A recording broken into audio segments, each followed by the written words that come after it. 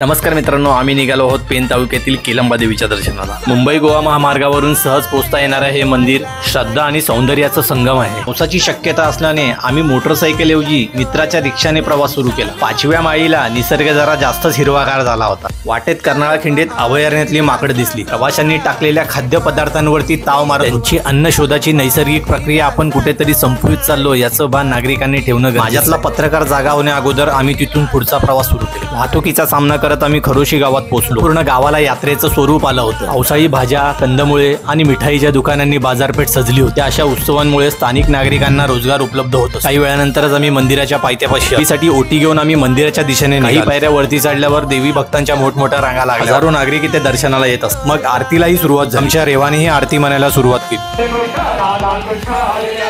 तब्बल 2 तास रांगेत उभं राहिल्यानंतर आम्हाला देवीचं दर्शन। त्यानंतर दणदणीत डीजेच्या तालावर रेवा आणि रेशमाने डान्स सुरू केला। मी आपला लांब उभा राहून पाहतो। काही वेळ मंदिराच्या परिसराची पाहणी केल्यानंतर आम्ही तिथून परतीची वाट धरली।